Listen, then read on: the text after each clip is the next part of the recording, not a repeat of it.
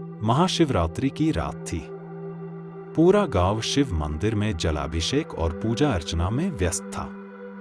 मंदिर के चारों ओर दीपों की जगमगाहट और भजन कीर्तन की गूंज माहौल को आध्यात्मिक बना रही थी।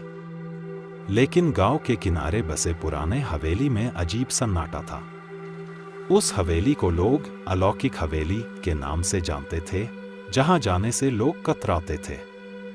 उस रात राघव और उसके दोस्त मोहित, सुमन और अंजलि ने हिम्मत कर उस हवेली में जाने का फैसला किया।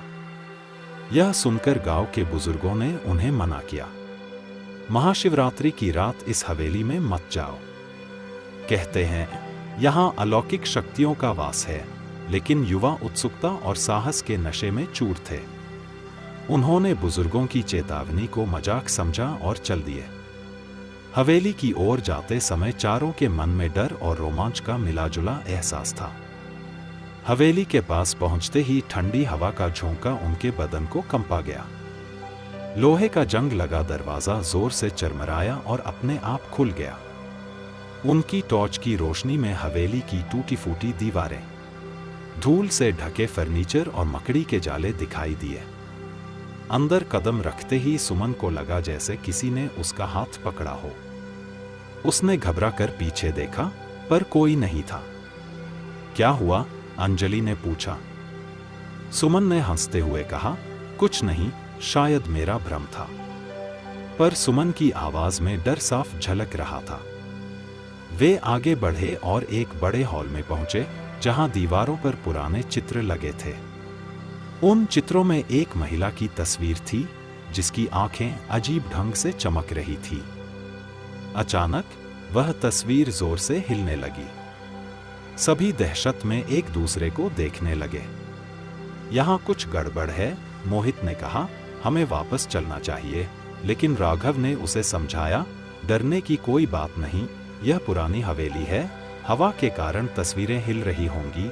जैसे ही उन्होंने हॉल के बीच में कदम रखा, फर्श चरमरा कर टूट गया और वे तहखाने में गिर गए। नीचे घना अंधेरा था और अजीब सी सड़ीगली गंध आ रही थी। चारों ने जैसे तैसे उठकर अपने शरीर पर लगी धूल झाड़ी और इधर-उधर टॉर्च की रोशनी डाली।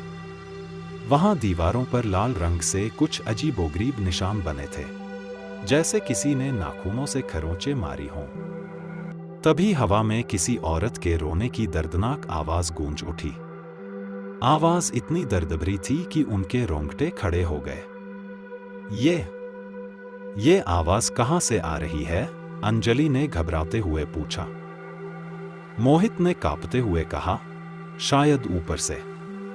चलो यहां से बाहर निकलते हैं।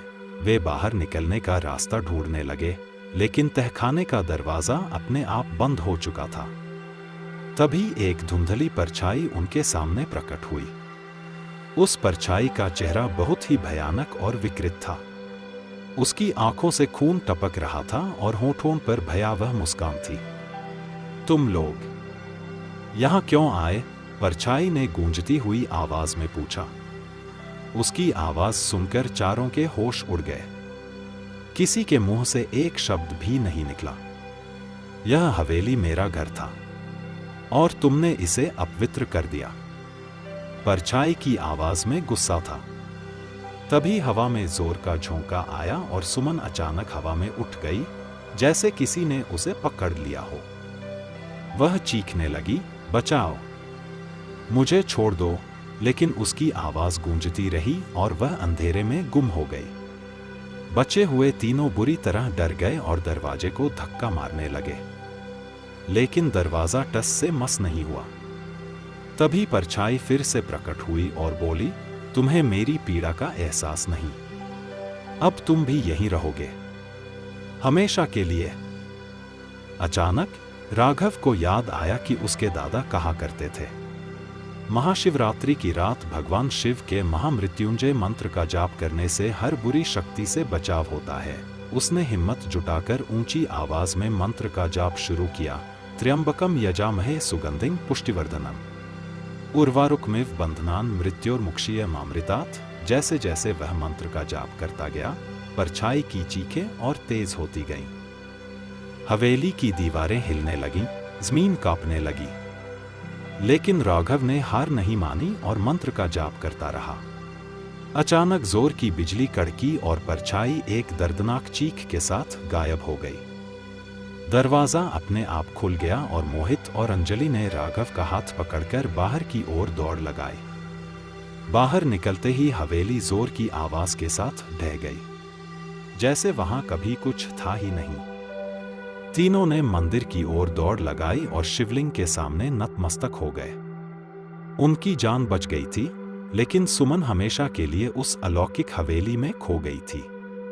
उसके बाद उस हवेली के बारे में कोई बात नहीं करता और महाशिवरात्रि की रात उस ओर जाने की कोई हिम्मत नहीं करता। कहते हैं आज भी उस हवेली के खंडहरों में सुमन की चीखें गूंजती हैं, जो अलौकिक शक्तियों की कैद में हमेशा के लिए फंस गई।